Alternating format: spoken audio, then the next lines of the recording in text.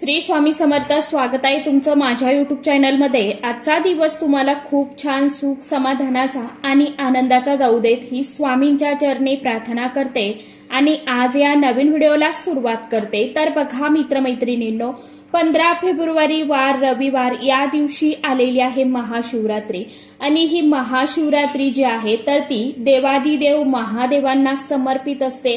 तसं बघायला गेलं तर वर्षामध्ये 12 शिवरात्री येतात, परंतु महाशिवरात्री जी आहे तर ती अतिशय अत्यंत खूप खास आणि तितकीच शुभ असते. त्याचप्रमाणे या महाशिवरात्रीच्या दिवशी आपल्याला खास विशेष करून काही उपाय आणि सेवा देखील करायची आहे, कारण की आपण असे काही उपाय असतात जे आपण वर्षातून फक्त एकदाच करू शकत असतो. म्हणूनच आपल्याला या महाशिवरात्रीच्या दिवशी काही उपाय जे आहेत तर ते आवर्जून करायचे आहे. आता कोणते उपाय करायचे आहे, कोणती सेवा करायची आहे जेणेकरून आपल्याला देवादिदेव महादेवांचा अखंड कृपाशीर्वाद जो आहे तर तो प्राप्त होईल. तर कारण की बघा, महाशिवरात्री जी आहे तर ती भगवान शिवशंकरांना समर्पित केली जात असते. या दिवशी माता पार्वती आणि भगवान देवादिदेव महादेव यांचा विवाह संपन्न झाला होता अशी देखील मान्यता आहे. म्हणूनच हा महाशिवरात्रीचा दिवस खूप मोठ्या आनंदाने उत्साहाने साजरा केला जात असतो.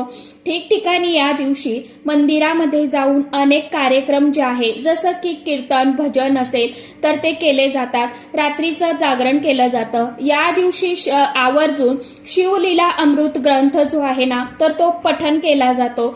ज्यांना सर्व ग्रंथ पठन करणं शक्य नाहीये तर त्यांनी 11वा अध्याय जो आहे तर शिवलीला अमृताचा तर तो देखील पठन करू शकता. आणि या दिवशी व्रत देखील केलं जात असतं. यासोबतच या दिवशी काही उपाय आणि सेवा देखील केल्या जातात. असं म्हटलं जातं की या दिवशी आपण जेवढी सेवा उपाय करू त्याचं फळ जे आहे ना तर ते आपल्याला 100% मिळत असतं. आणि म्हणूनच आज या व्हिडिओमध्ये मी तुम्हाला एक असाच अतिशय अत्यंत प्रभावशाली असा उपाय सांगणार आहे. काहीही झालं तरी चालेल, परंतु आपल्याला या दिवशी म्हणजेच महाशिवरात्रीच्या दिवशी दिवसभरामध्ये आपल्याला एका झाडाला स्पर्श करायचा आहे आणि त्या झाडाचा आपल्याला काही गोष्टी करायच्या आहेत. तिथे गेल्यावरती खास करून एक उपाय करायचा आहे आणि आपल्या मनातील जी काय कठीणातील कठीण इच्छा असेल तर ती त्या झाडाला स्पर्श करून आपल्याला व्यक्त करायची आहे. आता हे झाड कोणतं असणार आहे, उपाय कशा पद्धतीने करायचा आहे याविषयीची संपूर्ण माहिती आजच्या या नवीन व्हिडिओमध्ये मी तुमच्या बरोबर शेअर करणार आहे. त्यामुळे तुम्ही हा व्हिडिओ स्किप न करता शेवटपर्यंत नक्की बघा.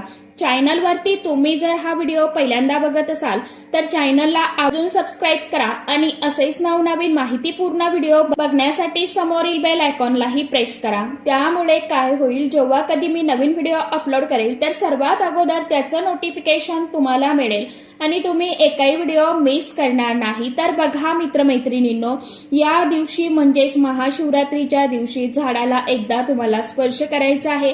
यामुळे काय होतं तर आपल्या घरातील जी काही दरिद्री गरिबी आहे तर ती नावाला देखील उरत नाही.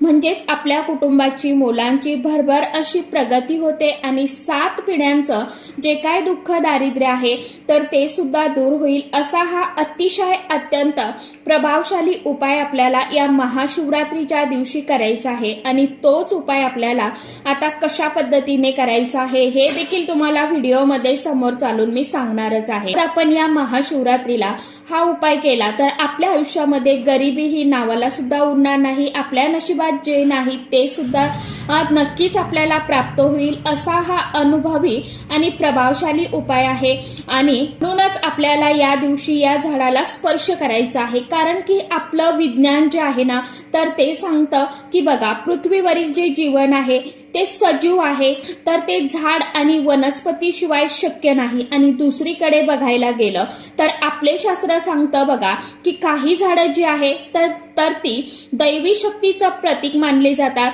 त्या झाडांमध्ये साक्षात देवी देवतांचा वास असतो असं म्हटलं जातं आणि ही झाडं खूप चमत्कारिक मानली जातात. धार्मिक विधी करताना काही झाडं ही खूप अतिशय अत्यंत महत्वाची मानली जातात.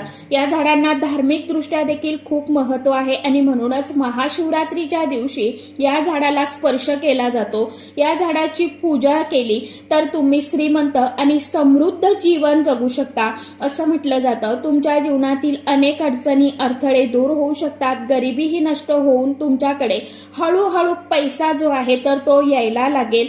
म्हणजेच काय तर आपले जे काय बंद झालेले दरवाजे आहेत तर ते हळूहळू खुले होतील आणि लवकरच श्रीमंतीचे योग सुरू होतील.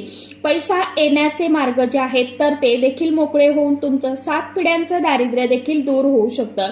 बघा, त्यामध्ये पहिलं झाड जे आहे ते म्हणजे बेलाचं झाड. आता बेलाची पानं जी आहेत तर ती देवादिदेव महादेवांना अर्पण केली जातात. बघा, त्यामुळे या महाशिवरात्रीच्या दिवशी बेलाच्या झाडाला अतिशय महत्व दिलं जातं. एरवी देखील बेलाच्या झाडाला खूप महत्व आहे. बेलपत्राशिवाय देवादिदेव महादेवांची पूजा जी आहे तर ती पूर्ण होत नाही. म्हणूनच या दिवशी बेलपत्र अर्पण करताना बरेच जण आपली इच्छा व्यक्त करतात आणि अर्पण करत असतात. असं केल्याने त्यांची इच्छा ही नक्कीच पूर्ण होत असते. म्हणून या महाशिवरात्रीच्या दिवशी आपल्याला बेलाच्या झाडाला स्पर्श करायचा आहे. स्पर्श करताना तो तुम्हाला उजव्या हाताने करायचा आहे. आता सर्वप्रथम तुम्हाला 1 लोटा भरून स्वच्छ पाणी घ्यायचं आहे. त्यामध्ये तुम्हाला गाईचं कच्चं दूध टाकायचं आहे चमचाभर. यानंतर एक शुद्ध तुपाचा दिवा घ्यायचा आहे. दिव्यामध्ये तुम्हाला 2 वाती टाकायच्या आहे आणि हा दिवा आणि जे काय आपल्याला देवादिदेव महादेवांची पूजा करण्यासाठी सामान लागतं, आपल्याला साजरं संगीत साज शृंगार जो आहे तर तो करून घ्यायचा आहे. त्यानंतर आपल्याला 1 लोटा पाणी जे आहे तर ते शिवलिंगावरती अर्पण करायचं आहे.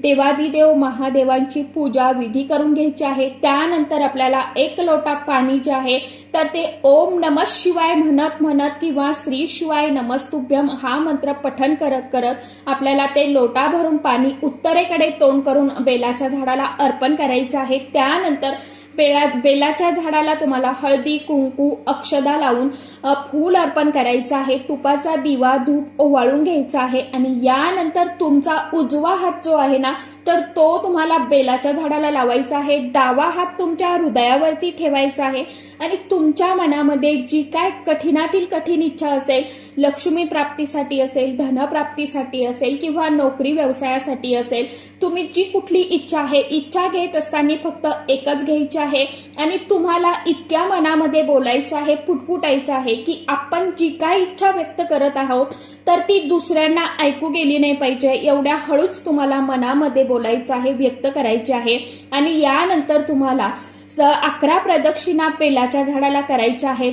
यानंतर तुम्हाला परत शिवलिंगाजवळ यायचं आहे आणि 3 वेळा टाळी वाजवून बम बोले बोलायचं आहे, नमस्कार करायचा आहे आणि माघारी घरी परत यायचं आहे. असं तुम्हाला अशा पद्धतीने हा जो उपाय आहे तर तो करायचा आहे. की आपण मनोभावे जी काय सेवा करतो, मनापासून जो कुठला उपाय करतो तर त्या सेवेचं उपायांचं फळ जे आहे तर ते नक्कीच आपल्याला मिळत असतं. कारण बेलाच्या झाडांच्या मुळामध्ये गिरिजा देवीचा वास असतो आणि बेलाच्या देठात महेश्वर, तसेच फांद्यामध्ये दक्षिण देवी, पानात माता पार्वती आणि फुलात गौरी, फळामध्ये कात्यायनी देवीचा वास असतो आणि ही सर्व रूपे माता पार्वतीची मानली जातात. आणि ज्यावेळी आपण या झाडाला स्पर्श करून आपली इच्छा मनोकामना व्यक्त करतो त्यावेळी ही सर्व देवी देवतांचा कृपा आशीर्वाद जो आहे तर तो आपल्याला मिळत असतो. आणि बेलाचं झाड जे आहे तर ते माता पार्वतीच्या अश्रूंपासून तयार झालेलं आहे असं देखील शिव महापुराणामध्ये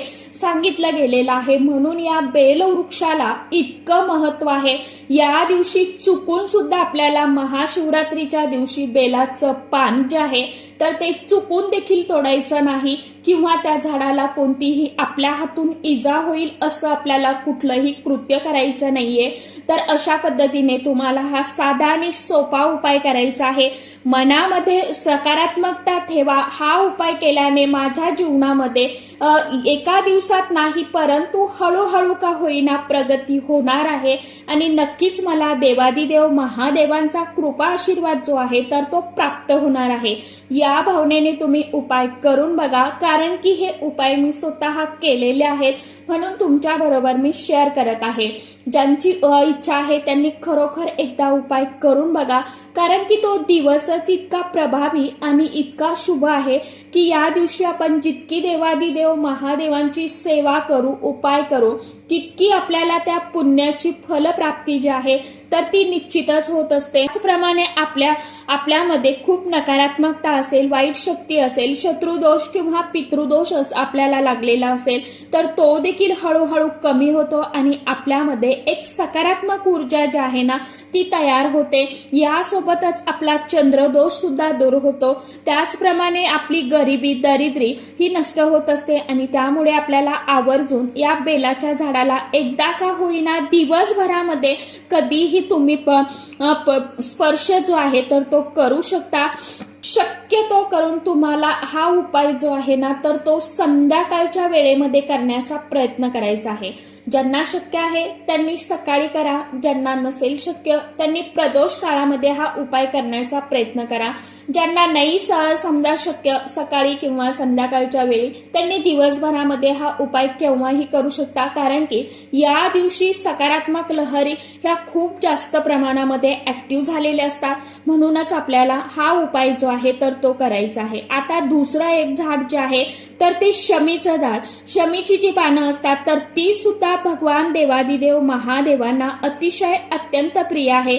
अनेक शिवभक्त महाशिवरात्रीच्या दिवशी बघा देवादिदेव महादेवांना शमीपत्र अर्पण करतात किंवा मग सोमप्रदोष असेल, प्रदोष असेल, या दिवशी सोमवारच्या दिवशी सुद्धा शमीपत्र जी आहेत तर ती अर्पण केली जातात। म्हणूनच महाशिवरात्रीला एकादशीच्या दिवशी आपल्याला शमीच्या झाडाखाली एक तुपाचा दिवा जो आहे तर तो लावायचा आहे आणि आपला उजवा हात जो आहे तर तो आपल्याला शमी वृक्षाला लावायचा आहे। डावा हात आपल्या हृदयावरती ठेवायचा आहे। आपल्या मनातील इच्छा व्यक्त करायची आहे आणि जी काय इच्छा असेल ती तुम्हाला सांगायची आहे। जशी आपण बेलाच्या झाडाची पूजा केलेली आहे त्याचप्रमाणे आपल्याला शमी वृक्षाची पूजा करायची आहे। 11 प्रदक्षिणा करायच्या आहे। शक्य असेल तर तुम्हाला एक 11वा अध्याय जो आहे ना शिवलीला अमृताचा तर तो अध्याय त्या झाडाखाली बसून पठण करण्याचा प्रयत्न करा आणि स्वतः तुम्ही हे सेवा उपाय जे आहे ना तर ती करून बघा। नक्कीच तुम्हाला काही दिवसामध्ये हळूहळू का होईना तुमच्यामध्ये एक पॉझिटिव्ह सकारात्मक ऊर्जा जी आहे तर ती जाणवायला सुरुवात होईल। तुमच्यामध्ये, तुमच्या कुटुंबामध्ये, तुमच्या घरामध्ये हळूहळू प्रगती व्हायला सुरुवात होईल। नक्की उपाय फक्त पूर्ण श्रद्धेने, विश्वासाने करून बघा। नक्कीच तुमची पुढच्या महाशिवरात्रीपर्यंत परिस्थिती जी आहे, आर्थिक परिस्थिती आपण म्हणतो ना पैसा येत नाही किंवा पैसा आलाय तर तो टिकत नाही, तर यामध्ये तुम्हाला खूप फरक जो आहे ना तर तो जाणवायला सुरुवात होईल। फक्त उपाय सांगितल्या पद्धतीने करून बघा। नक्कीच तुम्हाला देवादिदेव महादेवांचा कृपा आशीर्वाद जो आहे तर तो मिळणार आहे।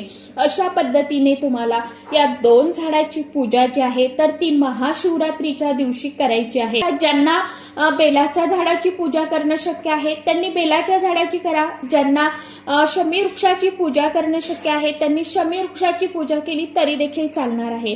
ज्यांना दोनही झाडं जवळ असतील, दोन्हीही झाडाची पूजा सेवा करणं शक्य होत असेल त्यांनी दोन्हीही झाडाची पूजा करू शकता। तर सांगितल्याप्रमाणे नक्की उपाय सेवा करून बघा।